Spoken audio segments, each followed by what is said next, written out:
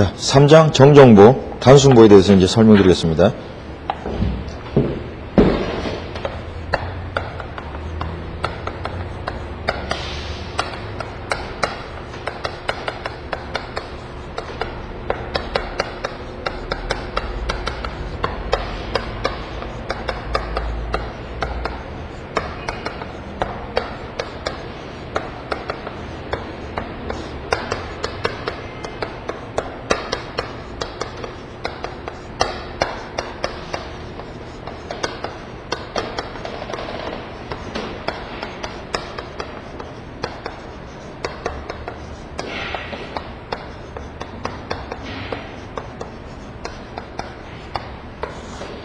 자, 요 사항들이 이제 여러분들이 앞으로 이제 이 단순보에 대해서 앞으로 이제 해결해 나가야 되는 내용들인데,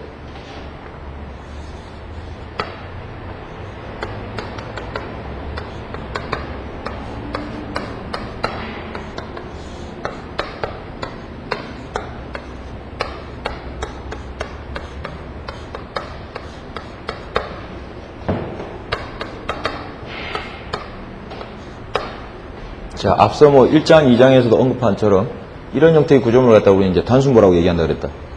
야, 여기서 이제 A 대 B로 전체 지간을 내리고 여기 C점에 이와 같이 존재하는 하중을 갖다가 우리는 이제 집중 하중이라고 하고, 이런 형태 하중이 작용하는 경우 이 부재에 대한 어떤 여러 가지 어떤 관계들을 갖다 한번 고려해 봅시다. 자, 우선적으로 우리가 1장 네 번째 절에서 뭐라고 그랬냐면 그 자유물체도에서 구조물 해석을 하기 위해서 우선적으로 고려해야 되는 사항은 먼저 지점에 대한 반력 관계를 갖다가 먼저 알아야 이미 위치에서 이 하중에 대한 어떤 영향 정도를 갖다 고려하기 위한 자유물체를 취해 그 위치 작용 하중에 어떤 영향 정도를 나타내는 힘인 단면 내력을 갖다 해결할 수 있다고 했습니다. 물론 그 단면 내력이라는 관계를 갖다가 A점부터 여기 B점까지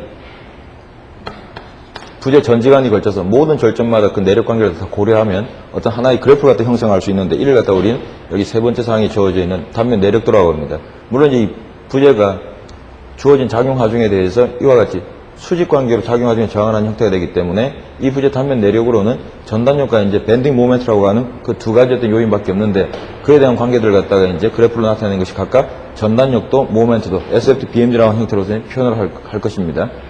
그 다음에 여기 네 번째 영향선이라고 하는 것은 이와 같이 하중이 A 대 B로 내분되는 점에 딱 이렇게 고정돼서 작용하는 경우에 대한 어떤 이런 구조물의 작용하는 하중에 대한 어떤 여러 가지 절점마다 어떤 영향 정도를 갖다 고려해 보았는데, 우리가 고려하는 일반적인 어떤 토목 구조물 같은 경우에 교량이라고 치면 그 구조물 설계에 고려하는 어떤 하중이 이와 같이 시점에 가만히 고정되어 있는 형태가 아니라 A점부터 B점까지 이동되어지는 어떤 형태 하중으로서 고려를 합니다.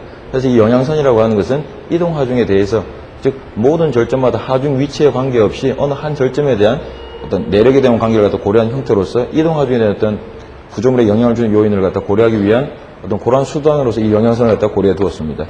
마지막 다섯 번째, 절대 최대 단면 내력이라고 하는 것은 이처럼 하중이 시점에 있을 경우에 각 절점마다 그 내력에 대한 관계들은 다 그 크기가 차이가 있을 것이고, 이때 하중의 위치가 바뀌면 또한 모든 절점에 대한 어떤 그 내력 정도는 다 틀려질 것입니다. 그래서 하중 P가 A점부터 B점까지 옮겨갈 때 하중이 제하될 때마다 모든 절점에 대한 최대 내력 관계를 고려할 수 있는데, 이때 하중이 제하될 때마다 위치에 따른 최대 내력값만을 갖다 연결하는 것을 갖다 우리는 인벨롭이라고 하고, 그때의 최대 내력값을 갖다 우리는 절대 최대 단면 내력이라고 합니다. 그래서 이 절차를 갖다가 잘 머릿속에다가 기억을 해 두시고, 그 구조물 해석해 나가는 그 절차에 대한 그 단계가 그 시험 문제에 이제 출제될 수 있는 형태였던 유형이라고 생각하시면 되겠다. 자, 그럼 먼저 이 구조물 해석을 해 들어가는데, 이러한 절차를 따라서 먼저 구조물 해석을 하기 위해서 우선적으로 고려되는 사항이 뭐다 그랬다? 지점에 발생하는 반력값을 갖다가 우선적으로 고려를 해야 된다. 그래서 힌지부에서는 지면에 대해 이처럼 수직, 수평 방향에 대한 반력이 두 개가 발생할 수 있고, B점은 롤러브이기 때문에 지면에 수직 방향에 대한 반력이 하나 존재할 수 있을 것입니다. 자, 이처럼 구조물 보니까 우리가 우선적으로 고려해야 되는 미지의 반력이 세 개가 존재하는데, 역시 이 구조물이 평형 상태에 있다라고 치면 우리가 적용할 수 있는 평형식은 최대 3개가 있습니다. 물론 1장에 설명한 바에 따르게 되면 한 점에서 작용한 여러 개의 힘들이 평형 상태라고 치게 되면 이때 우리가 고려할 수 있는 평형식은 2개밖에 없다 그랬다, 그죠? 물론 평형 상태라고 치게 되면 3개의 조건식을 갖다가 동시에 만족은 하지만 우리가 어떤 미지력을 고려하기 위해서 적용할 수 있는 관계식은 2개밖에 없다라고 했습니다. 그런데 지금 주어져 있는 힘의 관계를 보시게 되면 작용점이 다 틀리기 때문에 3개의 평형식을 갖다 다 고려할 수 있는 형태가 되었다. 해서 우리가 적용할 수 있는 평형식이 셋, 미지의 반력이 3개이기 때문에 평형식 가지고 반력을 해결할 수 있고, 이후 모든 절점마다 자유형체를 취하게 되면 단면 내력을 다 해결해 들어갈 수 있는 형태였던 구조물입니다.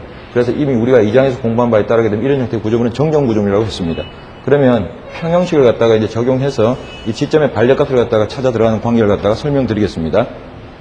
물론 평형식이 3개가 있고 반력이 3개가 있기 때문에 조건식을 갖다가 어떤 두서 없이 적용을 하다 보면 3개씩을 얻게 될 텐데 이 3식으로부터 미지 반력 3개를 갖다가 연립방정식 형태를 취해서 고려해도 좋지만 가급적 시간을 갖다 절약하기 위해서 어떻게 하면 효과적으로 조건식을 최소화시키면서 반력을 해결할 수 있을까 그 생각을 우선 해보는 게 좋을 텐데 그러기 위해서 우리가 먼저 고려해야 되는 미지의 반력 3개에 대한 성분력을 갖다가 우선적으로 검토하는 것이 아마 조건식을 갖다가 효과적으로 쓸 수 있는 방법이 될 겁니다.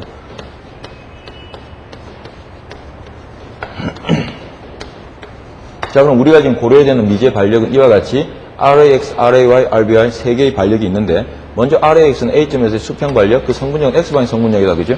물론 RAY는 Y방의 성분력, RBY는 B점의 연집 반력으로서 역시 Y방에 대한 성분력으로 존재합니다. 결국 우리가 고려된 3개의 미지 반력은 X방향에 대한 성분력에 대한 미지력이 하나가 있고 Y방향에 대한 미지의 성분력이 2개가 있는 형태가 되었습니다. 물론 여기 우리가 적용할 수 있는 평형식은 X방향으로 작용하는 힘의 합은 제로, Y방향으로 작용하는 힘의 합은 제로. 물론 모멘트에 대한 관계 역시 0이라고 하는 결과가 성립돼야 됩니다. 자, 그러면 우선적으로 문제에서 이 RAX를 갖다 먼저 고려하라라고 문제가 나왔다라고 치면 물론 뭐 문제뿐만 아니라 우리가 다른 어떤 무언가를 갖다 고려해야 되는데 이 값을 우선적으로 고려를 해야 된다라고 치면 결국 내가 지금 고려하려고 하는 미지의 반력은 X방의 성분력인데 반해 이 RAX를 제외한 2개의 미지를 보시게 되면 두 놈 다 전부 다 뭐예요? Y방이나 성분력으로 존재하고 있다는 걸 알 수 있습니다. 그래서 이처럼 내가 고려하고자 하는 반력이 갖고 있는 성분력이 X방의 성분력인데 이때 다른 2개의 미지력은 내가 고려하고자 하는 성분력과는 다른 방향에 대한 성분력을 가지고 있다고 치면 이러한 경우에는 내가 고려하려고 하는 미지력에 대한 성분력을 포함하고 있는 평형식을 갖다가 바로 적용하시게 되면 결국 이 조건식 안에는 RAY, RBY는 그 값이 존재한다 하더라도 조건식에서 빠질 테니까 결국 미지 어떤 RAX라고 하는 값만이 X방향 작용의 힘의 합은 제로라는 조건식에 남을 테니 식 하나 가지고 이 값을 갖다가 바로 처리할 수 있는 형태가 될 거란 얘기입니다. 물론 이제 관건은 수직 반력을 더 고려하는 것인데 이처럼 RAY라고 하는 A점의 연직 반력을 더 고려한다라고 치면 자, 내가 지금 고려하려고 하는 것은 RAY인데 요 놈을 제외한 다른 2개의 어떤 미지력을 보시게 되면 RAX, RBY 물론 이 값은 X방향의 성분력이고 요 놈을 보시게 되면 내가 고려하고자 하는 RAY와 똑같은 방향에 대한 성분력을 갖고 미지력으로 존재하기 때문에 이러한 경우에는 Y방향으로 작용한 힘의 합은 제로를 쓰게 되면 결국 조건식 안에 RAY, RBY 2개의 미지력이 동시에 포함되는 형태이기 때문에 조건식 하나 가지고서 내가 고려하고자 하는 RAY 값을 갖다 처리할 수 없는 그러한 형태가 됩니다. 그래서 고로 내가 고려하고자 하는 미지력과 똑같은 성분력이 또 미지력으로 남아있다라고 치면 이러한 경우에는 모멘트에 대한 평형식을 적용하시는 것이 아마 효과적일 거란 생각을 합니다. 그럼 결국 이 조건식을 갖다 적용하셔서 미지력이 조건식에 이 값만이 남아있도록 하고 RAX, RBY는 식에서 빠져버리면 결국 식 하나 가지고서 이 값을 갖다 처리할 수 있는 그러한 형태가 되는데 그렇게 하기 위해서는 모멘트 중심점을 갖다가 효과적으로 잡으셔야 됩니다. 그럼 모멘트 중심을 어디로 잡을까? 결국 조건식 안에서 이 2개의 값이 빠지기 위해서는 이 2값은 모멘트 중심을 동시에 지나는 형태로 취해주시면 된다는 얘기입니다. 그래서 내가 고려하고자 하는 미지력과 똑같은 미지력, 어떤 성분력을 갖는 미지력이 존재할 경우에는 모멘트 평형식을 갖다가 우선적으로 적용을 하시고 이때 모멘트 중심점을 어떻게 해라? 내가 고려하고자 하는 미지력을 제외한 다른 2 미지력의 연장선을 긋다 보면 만나는 교점이 반드시 하나 있을 거란 얘기입니다. 그러면 RAX와 여기 RBY 값에 연장선을 긋게 되면 만나는 교점이 있게 되는데 지금과 같은 경우라고 치면 바로 B점, B점이 바로 이제 모멘트 중심으로 고려했을 때 내가 지금 고려하고자 하는 RAY 값만이 조건식에 남는 그러한 형태가 될 거란 얘기겠죠. 물론 이제 RBY 값을 갖다가 추가적으로 고려한다라고 치면 이제 이것만을 갖다 고려한다라고 치면 다른 2 미지력은 RAX와 RAY가 남게 되는데 역시 RAY, 내가 지금 구하려고 하는 것의 미지력의 성분력은 Y방향 성분력이라는 걸 이미 알고 있습니다. 그런데 RAY라고 하는 것도 역시 내가 구하려고 하는 미지력과 같은 성분력을 가진 어떤 미지력으로 남아있기 때문에 역시 이러한 경우에도 어떤 조건식을 써야 돼요? 모멘트에 대한 평형식을 갖다 우선적으로 고려해야 된다는 얘기입니다. 물론 RBY를 고려하기 위해서도 RAY가 Y방향에 대한 성분력으로서 내가 구하려고 하는 어떤 미지력과 똑같은 성분이 남아있고 이때 역시 모멘트 조건식을 쓰는데 이때 모멘트 중심은 결국 이 2개의 값이 조건식에 빠질 수 있도록 그 2 미지력의 연장선을 그었을 때 교점이 바로 모멘트 중심이 된다는 것을 갖다 기억하시면 되죠. 그래서 RBY를 갖다 고려한다라고 치면 이 값도 Y방향 성분력, 고로 다른 두 미지력의 교점은 결국 A점이 된다는 것을 갖다가 쉽게 알 수 있다는 얘기입니다. 그래서 이러한 절차를 갖다 여러분이 머릿속에 잘 생각해 두시게 되면 뒤에 트러스 부재력을 갖다 해석을 할 때 단면법을 적용하셔서 부재력 처리하는 경우에도 이러한 어떤 관계들을 갖다가 그때그때 적용하는 경우가 생길 테니까 미리 어떤 그런 방향으로 잘 기억을 해 두시기 바랍니다. 자, 그럼 한번 평형식을 적용해 가면서 이 세 개의 미지 반력들을 갖다 한번 처리해 봅시다. 먼저 문제에서 이처럼 R의 X를 갖다 구하라. 바로 문제 이렇게 나왔다라고 치면 이것만을 갖다가 이제 식 하나를 처리할 수 있는 방법을 갖다 고려해 보자는 얘기죠. 자, 그러면 이것만이 X방의 성분력이고 다른 두 개는 Y방의 성분력이니까 바로 이 놈에 대한 어떤 성분력이 갖는 힘에 대한 평형식을 갖다가 바로 적용하시면 됩니다. 그래서 X방향으로 작용하는 힘의 합은 제로라는 관계를 적용하고 우측으로 작용하는 힘을 갖다가 양의 방향으로 가정을 했습니다.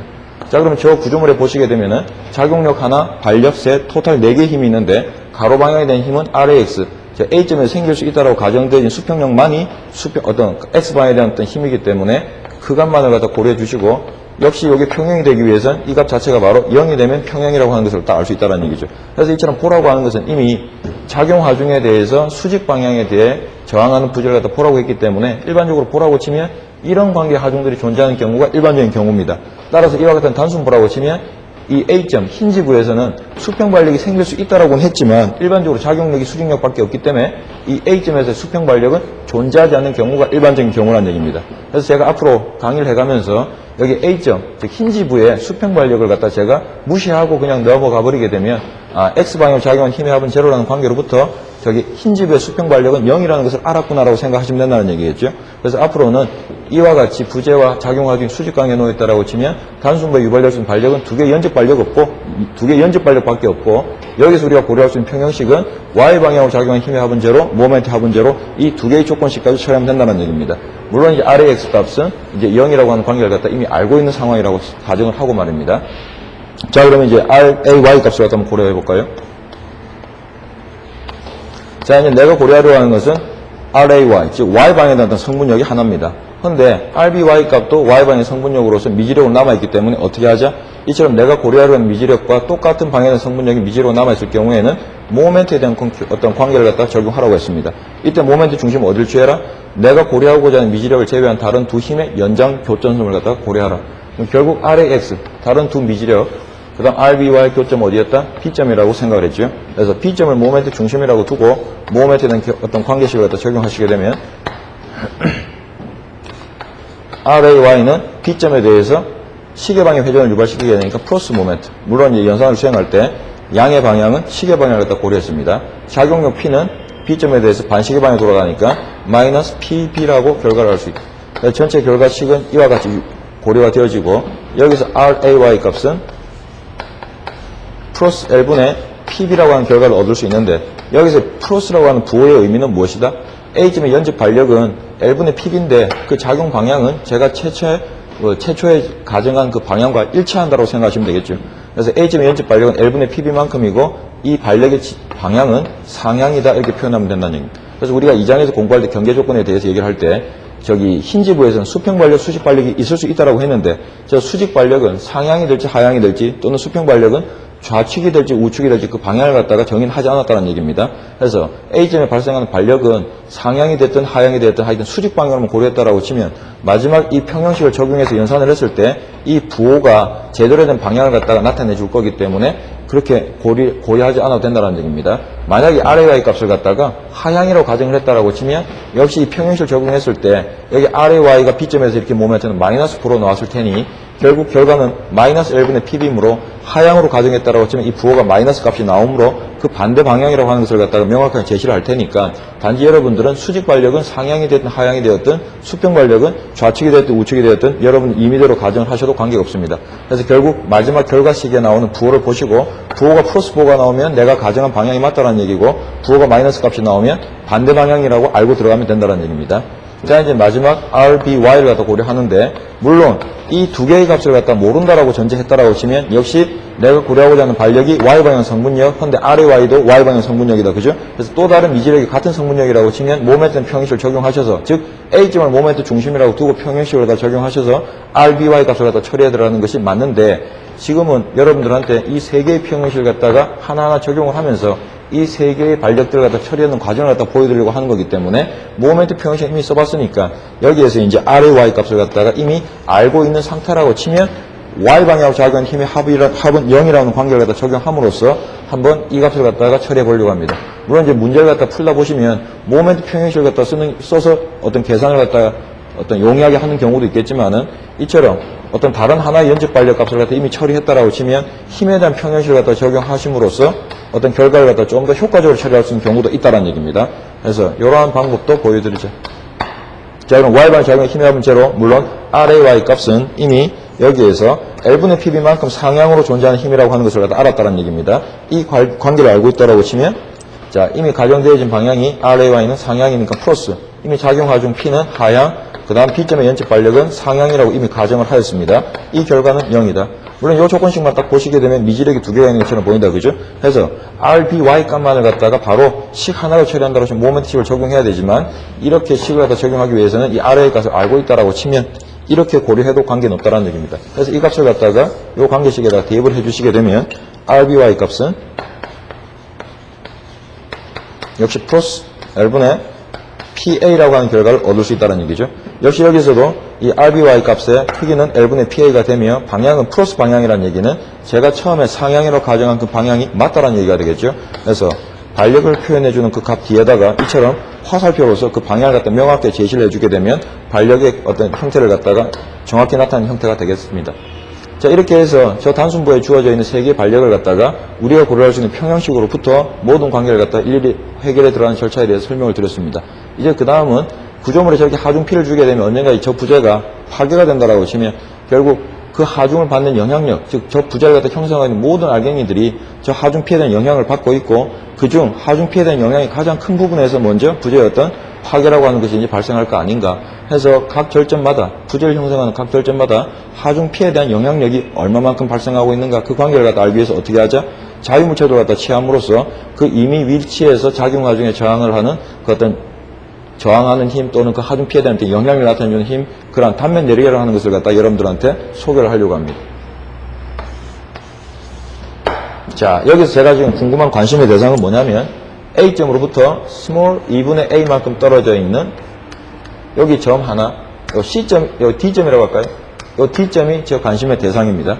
자, 그러면 저 D점에 대한 어떤 그 하중 P에 대한 영향 정도를 갖다 고려하기 위해서는 어떻게 하자? 1장에 설명드린 것처럼 자유물체도라는 것을 취하시게 되면 해결할 수 있다고 했습니다. 그래서 저 부분의 내력 관계를 갖다 고려하기 위해서는 어떻게 하자? 부재를 갖다 잘라서 자유물체를 취해야 되는데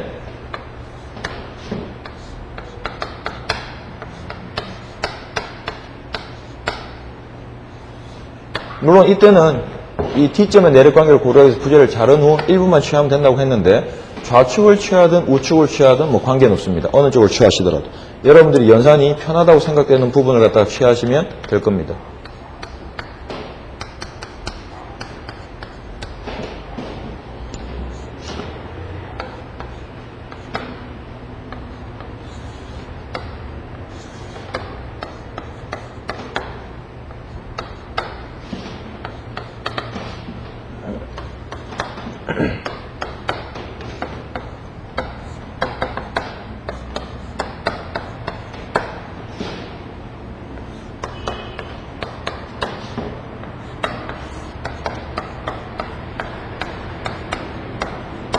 자, 그런데 우리가 저기 D점, A점에서부터 2분의 1만큼 떨어져 있는 D점, P에 대한 어떤 영향 정도를 보기 위해서 자유물체를 취하는데 이 D점에서 이 내력이라고 하는 것은 실질적으로 그 위치에 힘이라고 하는 게 존재하지 않는 상태죠. 우리가 볼 수 있는 것은 뭘 먼저 보는 거냐면 이 하중 P를 받은 다음에 이러한 직선제는 어떤 힘의 정의에 따라서 움직임이 생겼어야 되는데 그렇게 하지 못하고 이 하중에 대해서 저항을 하기 시작한다는 얘기겠죠. 물체가 움직였다는 파괴밖에 없으니까 이런 직선제가 하중 P를 받게 되면 이런 지선 상태에서 그대로 가만히 있는 것이 아니라 이와 같이 부재가 변형을 일으키게 될 거란 얘기죠. 그래서 더 이상 하중에 변화가 없다라고 치면 이 곡선 상태에서 가만히 이제 정지하고 있는 것처럼 보일 텐데 이때 제가 미리 어떤 하중을 가하기 전에 이 부재에다가 진하게 이렇게 정사각형 형태로 미리 사인펜 가지고 이렇게 표시를 갖다 했다고 칩시다. 그러면 하중 P를 받은 다음에 이 절점은 Y 방향으로 요것만큼 이동을 하고 여기다 다시 그릴게요. 여기 있던 알갱이가 하중 P를 받게 되면 Y 방향으로 이것만큼 떨어지게 되고 변이가 유발되고, 그 다음 요 직선상에 평행하던 알갱이가 이제는 이 곡선상에 한 점이 되었기 때문에 이런 접선에 대해 가지고 평행한 상태로 돌아도 가 있을 겁니다. 그러면 단순히 이 절점을 하중피를 받은 다음 수직 방향으로 변이가 생기고 그 다음에 이렇게 회전 변이가 생겨서 위치에 어떤 변화만 생기는 것 뿐인가? 그건 아니란 얘기죠. 요 위치에 있을 때의 사각형 형태는 최초의 정사각형 형태로 그렸다라고 치면 이 위치에 와서는 이제 이 하중피에 대한 어떤 영향 때문에 찌그러지고 그 상태가 약간 변화가 생겼을 거란 얘기입니다. 그래서 결국 우리가 고려하고자 하는 이 D점에서의 하중피에 대한 영향을 나타내는 단면 내를 고려한다는 얘기는 힘을 갖다 먼저 보는 것이 아니라 이러한 상태에 있던 놈이 힘 P를 받고 나서 이 위치에 왔을 때 이 절점 하나의 어떤 변형된 상태를 보고 나서 아 그러한 변형이 생겼다라고 치면 어떠한 힘이 작용하면 그런 변형이 생겼겠구나라고 짐작하는 하중이 바로 단면 내력이라고 생각하면 되겠다는 얘기입니다. 그래서 지금 제가 표현한 것은 D점에 대한 어떤 변형 상태를 고려할 만한 힘에 대한 크기, 내력을 또 고려하기 위해 가지고 자유무채도를 갖다가 D점에 대한 관계를 갖다가 아주 세분화시켜서 세 개의 형태로 좀 나타내고 있는 겁니다. 그래서 내력이라고 하는 것은 이 힘 P에 대해서 2분의 1만큼 떨어져 있는 이 D점, 이 점이 어떠한 상태로 변화가 생겼는가, 그 변화가 생긴 크기를 갖다 형태를 보게 되면 뭘 알 수 있다? 아, 어떠한 힘을 주었으면 그런 변형이 생겼구나, 역으로 알 수 있겠다는 얘기죠. 그래서 미리 이 점 하나의 최초의 상태로부터 어떤 외력에 의해 가지고 변형이 생겼다라고 치면 발생 가능한 그 어떤 변형 모습을 갖다가 미리 다 고려를 해 보았습니다. 그 다음 또 하나 여러분들이 미리 기억을 하셔야 될 게 뭐냐면 이 내력이라고 하는 것은 절점 하나의 어떤 변형 상태를 갖다 나타내주는 크기만큼의 힘을 갖다 내력이라고 했기 때문에 이 어떤 알갱이 하나가 변형이 생기기 위해선 한쪽에서만 힘이 존재해서는 그 변형이 안 생기고 어떻게 이 절점 하나에 대해서 부재 길이 방향에 대한 어떤 똑같은 크기의 힘이 서로 반대 방향으로 존재해서 쌍의 힘을 받아야만 변형이 생긴다는 것을 알 수 있다는 얘기입니다. 고무줄을 갖다가 한 손으로 잡고 당긴다라고 치면 힘의 정에 따라서 움직임만 생기는 것 뿐이지 고무줄이 변형은 생기지 않겠죠. 그런데 고무줄을 갖다가 양손을 잡고 똑같은 크기로 당겼다라고 치면 적어도 가운데에 있는 고무줄의 절점 위치는 변화가 없으니까 이것은 이동이라고 판단하면 안 되고 최초의 상태가 아닌 힘에 저항을 하다 보니까 늘어나고 있다. 즉 변형이 생겼다는 것을 알 수 있다는 얘기죠. 거꾸로 말하면 여기 어떤 작용한 힘의 크기가 더 이상 증가하지 않는다라고 치면 이제 고무줄은 그렇게 늘어난 상태에서 가만히 정지하고 있을 거란 얘기입니다. 그래서 어떤 알갱이 변형을 갖다 유발시키는 데 상응하는 크기만큼의 힘을 단면 내력이라 하고 결국 그 내력이라고 하는 것은 어떤 알갱이 하나에 대해서 변형을 유발시킬 그 정도의 어떤 힘이 돼야 되기 때문에 알갱이 하나만 잘라냈을 때 그 내력이라고 하는 것은 어떻게 존재해야 된다? 쌍의 힘으로서 크기가 똑같고 서로 반대 방향으로 존재하는 힘이 바로 하나의 내력이라고 표현을 해야 된다는 얘기입니다. 그래서 이 알갱이 하나에 유발될 수 있는 변형이라고 하는 것은 결국 우리가 고려할 수 있는 가로, 세로, 회전에 대한 영향력들, 즉 이 알갱이에 서로 쌍이 되는 힘이 가로 방향, 세로 방향, 회전력에 의해서 유발되는 변형 모습을 갖다가 고려하겠다는 얘기입니다. 그래서 먼저 우리가 본 것은 변형의 모습인데 이 알갱이가 가만히 있다가 어떤 힘 P를 받은 연후에 여기 있던 절점이 이와 같이 늘어났다라고 치면 어떻게 생각을 할 것인가? 아, 우리가 본 변형 모습이 저렇다라고 치면 우리가 이해할 수 있는 형태의 힘으로 표현한다고 치면 이 절점은 이러한 쌍의 힘을 갖다 받았기 때문에 늘어났다라고 생각하겠다는 얘기입니다. 물론 이 절점이 부재 길이 방향에 대해서 이처럼 줄어들었다라고 치면 물론 이런 변형이 생겼다는 얘기는 아, 이렇게 눌러주는 힘이 있었으면 이런 변형이 생겼겠구나라고 생각을 하겠다는 얘기입니다. 물론 추가적으로 이렇게 있던 사각형이 이와 같은 형태로 평행사변형으로 찌그러졌다라고 치면 물론 이때는 좌측이 하단에 있고 우측이 상단에 있는 이런 형태의 찌그러짐이 생겼다라고 치면 쌍의 힘은 어떻게? 이렇게 두 개의 힘이 존재했다라고 치면 이런 변형이 생겼겠구나라고 생각을 하겠다는 얘기입니다. 물론 또 하나 이런 알갱이가 상단은 줄어들고 하단은 늘어나와서 이와 같은 어떤 부채꼴 모양의 일부로서 부재 변형이 생겼다라고 치면 이 알갱이는 이러한 힘을 갖다가 동시에 받았기 때문에 이런 변형이 생겼겠구나라고 생각을 하겠다는 얘기입니다.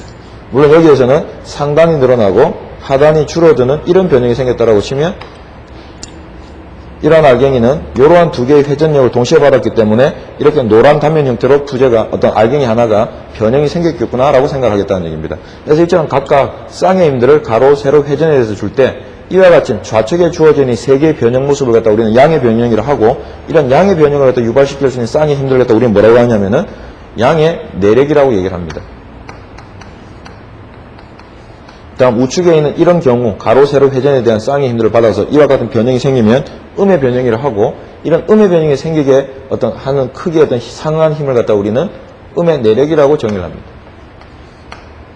그래서 이렇게 내력에 대해서는 미리 변형 어떤 모습을 보고 그에 상한 크기의 힘을 갖다가 단면 내력이라고 얘기를 했고, 이때에는 양의 내력인가 음의 내력인가 그 어떤 방향까지를 갖다 설정해 주므로 이제 여러분들 시험 문제 접하시다 보면 이미 한 절점에서 내력을 구하시오 그렇게 문제가 나오면서 크기뿐만 아니라 부호까지 함께 따라 나오는 그러한 경우였다는 얘기죠. 보기 뭐 1번에 뭐 300이다, 2번에서는 마이너스 300이다. 크기는 같은데 부호가 항상 따라 나오기 때문에 머릿속으로 내력은 그 어떤 변형의 모습을 나타내주는 상한 크기의 힘이기 때문에 그 변형이 생기는 어떤 방향까지 어떤 변형 모습을 나타내고 있는가, 플러스 내력인가 마이너스 내력인가를 갖다가 명확하게 기억을 해 주셔야 될 필요가 있다는 얘기입니다. 당장 뭐 콘크리트 같은 경우에 모멘트 하중을 봤는데 이처럼 한쪽은 인장, 한쪽은 압축, 이와 같은 어떤 변형이 생길 수 있는 게 이제 휨 모멘트라고 하는 것이겠죠. 이때 콘크리트는 압축에 대한 강도는 크지만 인장에 대한 강도가 작다. 그렇다라고 치면 인장에 대한 약한 부분을 갖다 보강해주기 위해서 일반적으로 이제 철근이라고 하는 것을 갖다 이제 보강 설정을 해주게 되어 있는데, 이처럼 플러스 모멘트에 대한 어떤 이와 같은 어떤 휨 변형이 생겼다라고 치면 하단이 인장치이기 때문에 인장철근 하단에 보강을 해야 되겠지만, 이처럼 상단이 길어지고 하단이 줄어든 이런 음의 어떤 휨 모멘트 변형이 생겼다라고 치면 결국 이때는 상단 인장측을 갖다가 철근 보강을 해줘야 되는 위치라고 하는 것을 알 수 있다는 얘기겠죠. 그래서 이처럼 변형 모습은 그 방향이 서로 상이하기 때문에 어때요? 거기 상하는 크기에 어떤 힘을 나타내주는 것도 역시 플러스 내력이냐 마이너스 내력이냐 갖다 명확히 표현을 해줘야 뒤에 어떤 구조물에 어떤 보강을 한다라고 치면 어떤 방향으로 어떤 철근이라든지 그런 것들을 배근하는 위치를 갖다가 제대로 제시해 줄 수 있기 때문에 그 부호까지 함께 꼭 기억을 하시라는 얘기입니다. 그래서 이러한 변형을 갖다가 이 둘 중에 하나, 둘 중에 하나, 둘 중에 하나 가로 세로 회전의 어떤 조합된 형태로서 그 세 개의 어떤 변형 모습이 둘 중 하나, 둘 중 하나, 둘 중 하나 세 개의 변형 모습이 동시에 유발될 텐데, 그 어떤 변형 모습을 갖다 나타내 줄 만한 크게 어떤 내력들을 갖다 표현하는 것이 바로 이제 이 이미 절점에서 어떤 내력을 고려하는 형태의 문제가 된다는 얘기입니다. 그러면 요 D점 하나만 보더라도 이제 요거 자유목적으로 성립이 되기 때문에 요 절단 단면은 좌우 두 개가 있습니다. 그럼 이게 발생할 수 있는 내력 몇 개가? 6개. 그러면 이 자유목적도 자체도 평행 상태 만족하기 위해서는 3개의 평형식을 적용할 수 있게 되는데, 요 놈은 지금 내력이 6개가 존재할 수 있고 좌우에 적용할 수 있는 평형식은 3개밖에 없다는 얘기죠. 그래서 D점이 어떤 하중피에 대한 영향을 나타내는 내력을 갖다 표현하기에는 무리가 있다는 얘기입니다. 그런데 이 3개의 자유무체도를 갖다가 다 이어버리게 되면 최초의 실제 단순보 작용하중 P만 존재하는 그런 경우가 돼야 되는데, 보다시피 요 세 부재를 갖다 다 붙여버리다 보면 이 D라고 하는 절점 위치에는 존재하는 실제 힘은 없었다는 얘기입니다. 그래서 이 D점 하나만 가지고서는 내력을 갖다 표현할 수 없고, 이 D점의 좌측의 내력 관계는 좌측에 붙어있는 이 부재의 D점, 요놈 역시도 하나의 자유무체도로서 성립이 돼야 되고, 여기에서 발생할 수 있는 내력은 우측에 존재하는 요 세 개의 내력이 있는데, 이때 이 자유무체도 평형 상태라고 치면 우리가 고려할 수 있는 평형식은 3개가 있다는 얘기겠죠. 그래서 이 3개의 내력 값을 갖다가 평형 3개를 적용하면 다 처리할 수 있을 것이고, 요 D점 좌측에 있는 자유무체의 D점과 요 D점의 좌측 부분은 원래 같은 절점이었다, 그죠? 붙여버리게 되면 여기 내력이라고 하는 부재를 갖다 잘라서 하중피에 영향력을 고려하기 위해 자유무체도를 표현했을 때 나타나는 힘이기 때문에 요 부재를 갖다 붙여버리게 되면 없어져서 실제 이 D점에서는 힘이라고 하는 게 존재하지 않아야 된다. 해서 요 놈에 붙어있는 우측 자유무체도 상에서는 똑같은 내력을 갖다 어떻게 표현해주면, 크기는 같고 서로 반대 방향으로 표현을 해주시게 되면 실제 이 부재들을 갖다가 자유무체도 3개를 갖다 다 이어버리게 되면 최초의 실제 구조물과 같은 상태가 될 거란 얘기입니다. 그래서 같은 크기의 내력을 나타내는 절단된 단면 위치가 같다라고 치면 좌측 자유무체도에서 우측 자유무체도에서 발생하는 내력은 크기가 같고 서로 상반되는 방향으로 제시해주면 똑같은 형태의 내력을 나타내는 상태가 된다는 얘기입니다. 그럼 결국 이 값을 갖다가 알면 D점 좌측 단면에 발생한 내력의 관계는 이미 알고 있는 형태로서 표현이 가능하다는 얘기입니다. 물론 D점의 우측 내력 관계는 D점 우측에 붙어있는 자유무체도로서 역시 이 값도 이거 자체로 평형 상태를 만족해야 되고, 이게 실제 구조물과 같은 상태를 나타내기 위해선 여기 절단 단면에 발생할 수 있는 3개의 내력을 갖다가 취해 주시면 되는데, 역시 이 자유무체도 평형 상태라고 치면 3개의 평형식을 갖다 적용할 수 있고, 이때 발생하는 미제 단면 내력은 D점에 3개밖에 없으니까 처리할 수 있을 거라는 얘기입니다. 그러면 요 D점 우측에 있는 자유무체도와 D점을 붙여버리게 되면 실제 요 위치에는 존재하는 외력이라고 하는 것이 없었죠. 단지 요 부분이 절단이 됐다라고 치면 D점에 대한 영향을 나타내는 크기로서 이 단면 내력을 표현한 것 뿐이니까, 그러면 요 부재를 갖다가 같은 단면을 붙여버리게 되면 요 내력들은 실제 구조물에서는 존재하는 힘이 아니었기 때문에 서로 상쇄될 수 있는 방향으로 제시했다라고 치면 결국 이 D점 우측 자유무체도의 D점에서 알 수 있는 단면 내력을 알면 결국 D점의 우측 단면에 발생하는 내력의 형태를 이미 아는 것과 같은 상태로서 이 D점 하나를 갖다가 이와 같이 좌우에서 어떠한 크기의 내력들이 존재하는가를 갖다가 제대로 표현할 수 있다는 얘기입니다. 그래서 원칙적으로 어떤 한 결점에 대한 내력을 갖다 고려하라고 하는 얘기는 이와 같이 가로, 세로, 회전에 대한 쌍의 힘들을 갖다가 어떻게 받는가, 결국 우리가 보는 것은 이 내력을 갖다 보는 것이 아니라 이 힘으로 표현을 해주되 이런 쌍의 힘들을 갖다 각각 받고 있기 때문에 이 부재는 가로 방향은 어떻게 늘어났고 각은 어떻게 찌그러졌으며 상단과 하단은 어떻게 휘어지는 변형이 생겼겠구나 하는 것을 갖다가 추정할 수 있다는 얘기입니다. 그래서 이런 형태를 나타내 주시는 것이 이제 내력을 표현하는 일반적인 방법인데 기사시험을 친다라고 치면 이와 같이 D점 하나의 내력 관계를 갖다가 좌측 자유무채도로부터 D점의 좌측 내력을 D점 우측 자유무채도로부터 D점 우측 내력을 표현하게 되면 시간이 많이 소요된다는 얘기입니다. 그래서 우리는 앞으로 이 관계를 갖다가 좀 약식으로서 간단히 처리하기 위해서 어떻게 생각을 하냐면은 좌측 자유무채도가 되든 우측 자유무채도가 되든 한쪽 자유무채도로부터 이 관계에서 평행이라는 전제로부터 D점 이 좌측에 주어지는 자유무채도의 D점 내력을 갖다 고려한 연후에 요 값을 알고 있다라고 치면 결국 우측에 붙어있는 D점과 요 좌측 자유무채도의 D점은 같은 절점으로서 요 내력의 관계는 같은 놈이고 붙여버리게 되면 서로 소구가 될 수 있는 방향으로만 표시를 해주면 되기 때문에 좌측 자유무채에 취한 내력을 안다라고 치면 결국 D점의 좌측 내력 값은 같은 크기가 되고 서로 소구가 될 수 있는 반대 방향으로만 제시해주면 된다는 얘기입니다. 그러면 D점은 역시 요 절점 하나도 어떤 상태가 돼야 된다? 평형 상태가 돼야 되기 때문에 좌측 내력 관계를 갖다 좌측 자유무채도로부터 알았다라고 치면 좌측에 요 주어지는 내력 관계와 우측에 표현되는 내력 관계는 평형이 되기 위해서는 어떻게 표현을 해주라? 크기가 같고 반대 방향으로만 표현을 해주면 D점에 대한 어떤 자유무채는 완성을 시킬 수 있다는 얘기입니다. 물론 이 D점에 대한 내력 관계를 갖다가 알면 우측 단면에서 우측 자유무채도를 취했을 때 D점에서 내력 관계는 역시 붙여버리게 되면 소구가 될 수 있는 방향으로서 즉 크기가 같고 반대 방향으로만 표식을 해주게 되면 우측 자유무채도에 대한 D점의 내력 관계도 다 아는 형태가 된다는 얘기입니다. 그래서 원칙적인 개념은 D점의 내력 상태를 표현해주기 위해 좌측 자유무채도에서 D점의 좌측 내력을 우측 자유무채도에서 D점의 우측 내력을 표현해줌으로써 D점 알갱이의 어떤 하중 피해된 영향 정도를 나타내줘야 되는데 우리는 약식으로 어떻게 하겠다? 한쪽 단부에서만 내력 관계를 알면 결국 이 세 개의 자유무채도 붙여버리게 되면 어떻게 된다? 최초에 작용하는 이런 피하중을 받는 단순부하고 똑같은 상태가 된다는 얘기입니다. 그럼 결국 D점에서는 힘이라는 게 실제 존재하지 않죠. 그래서 한쪽 단부에서 내력 관계를 알면 절점의 상태, 우측 자유무채도의 D점의 상태, 결국 반대 방향으로 표현해주게 되면 반만 가지고서도 어때요? 여기 펼출되는 어떤 D점의 상태, 우측 자유무채도의 상태, 이 관계를 갖다 모두 아는 형태로 표현이 가능하기 때문에 앞으로는 자유무채도를 취할 때 어떻게 하겠다? 이 일부만 가지고서 나타내겠다는 얘기입니다.